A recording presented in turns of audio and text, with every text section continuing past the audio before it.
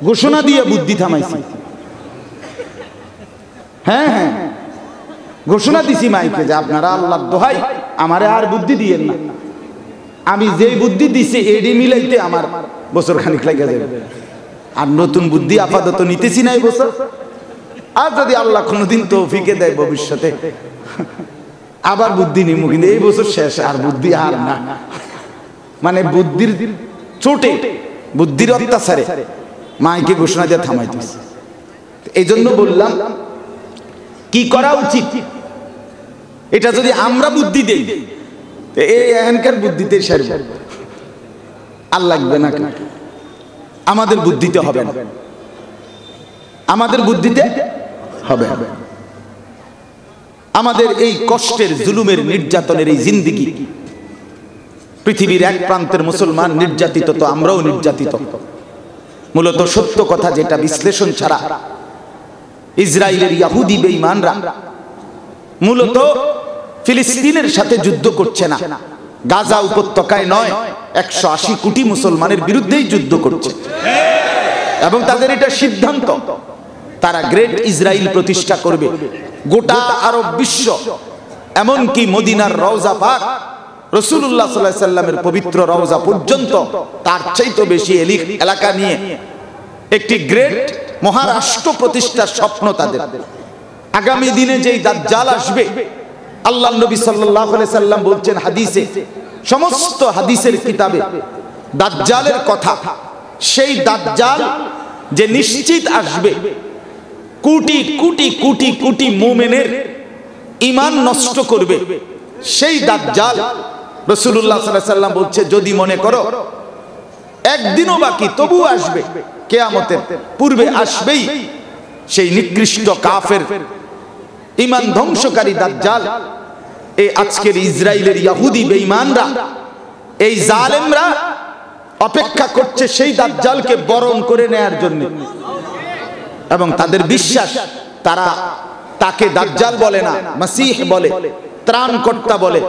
তারা অপেক্ষা করছে এই জেরুজালেমে, বাইতুল মুকাদ্দাসে, ফিলিস্তিনে সেই দাজ্জাল আবির্ভাব হবে এবং ইহুদিদেরকে সাথে নিয়ে সারা বিশ্ব শাসন করবে এবং মুসলমানদেরকে নিশ্চিহ্ন করবে। এই স্বপ্ন নিয়ে তারা ওইখানে। তাইলে আমার বলার উদ্দেশ্য হলো, এটা যাকে প্রথম প্রেক্ষাপটে এখনকার অবস্থা দেখে বললাম, কিন্তু সারা পৃথিবীর মুসলমানদের এই নির্যাতন, জুলুম, এটা প্রমাণ করে বাপ আমরা যে পরিমাণ অব্যাহত গুনাহ, আমাদের সমাজ আজকে যে অবস্থায় পৌঁছেছি, স্বাধীনতার বিজয়ের 53 বছর, 1971-এর পরে এখন 2023, এই 53 বছরের মাথায় আইসা আমার দেশের অবস্থা কোথায় আইসা দাঁড়াইছে, এটা যদি আমরা ঠান্ডা মাথায় আপনাদেরকে ধীরে সুস্থে বুঝাইতে পারতাম, আপনারা আটকে উঠবেন, আপনারা লাফ দিয়ে উঠবেন।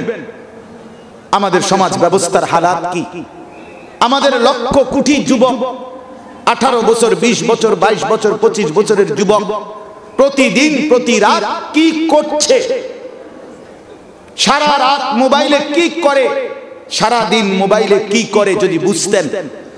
আমাদের মেয়েরা, আমাদের বোনরা বেপরদেগির অসভ্যতা, নোংরামি আর নাচ গান আর জিনা আর ব্যভিচার, উলঙ্গপনার কি উৎসব করছে, এটা যদি আপনারা বুঝতেন, আল্লাহর কসম চিৎকার করে গড়াগড়ি করতেন।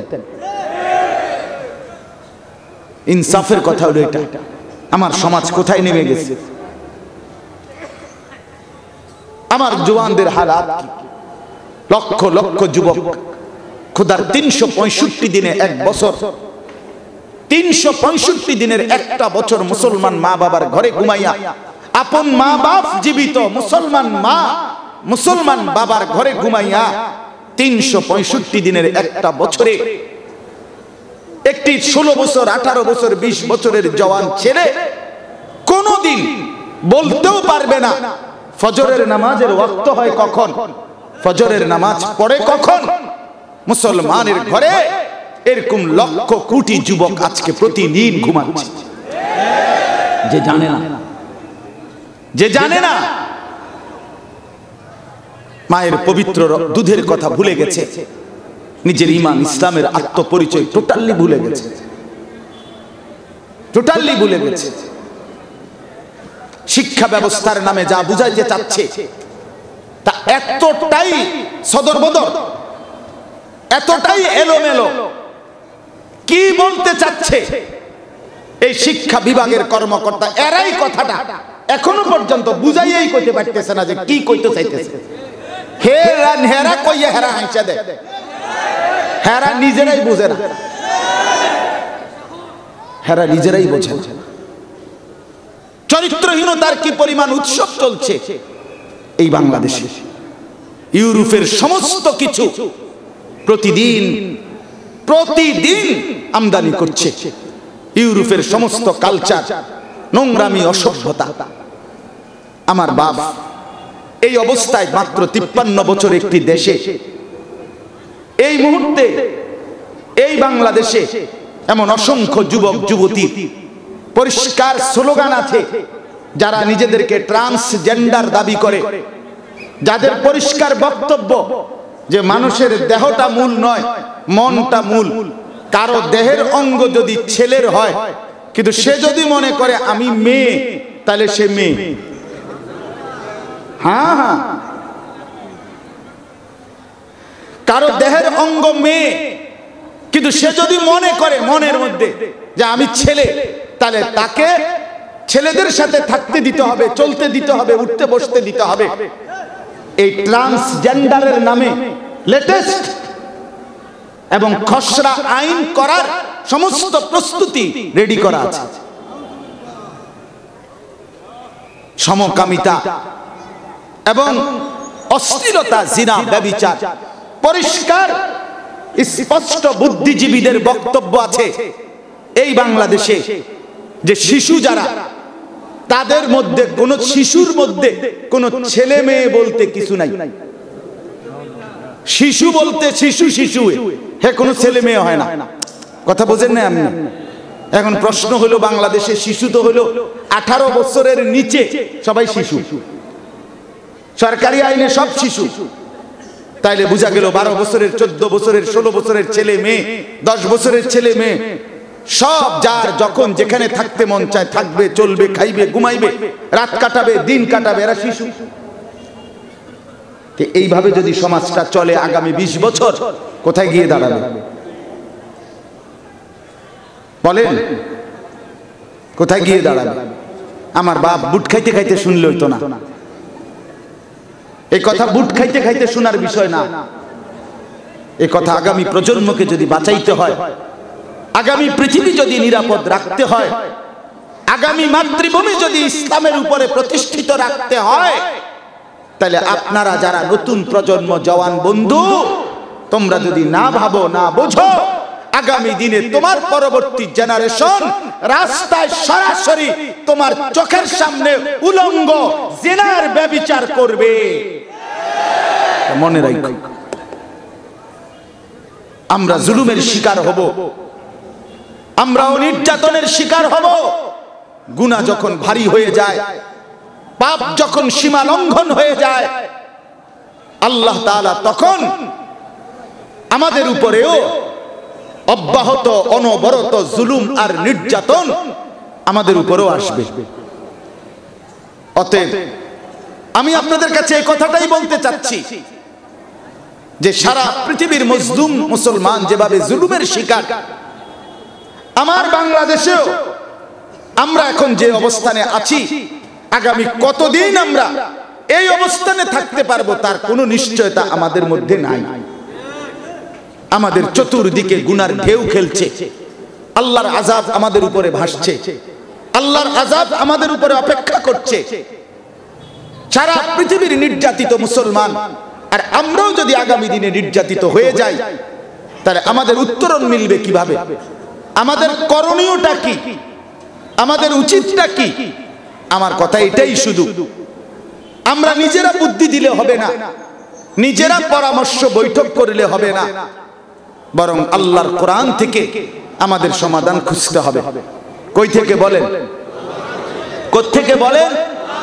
আর কোরআনুল কারীমের মধ্যে মুমিনের সফলতা, মুমিনের বিজয়, মুমিনের জান মাল ইজ্জতের নিরাপত্তা, ইসলাম নিয়ে বেঁচে থাকার অধিকার এই পৃথিবীর জমিনে, এই সব কিছুর জন্য আল্লাহ তাআলা যথোপযুক্ত দিক নির্দেশনা কোরআনুল কারীমে একাধিক জায়গায় আল্লাহ তাআলা প্রদান করেছেন, বলেছেন।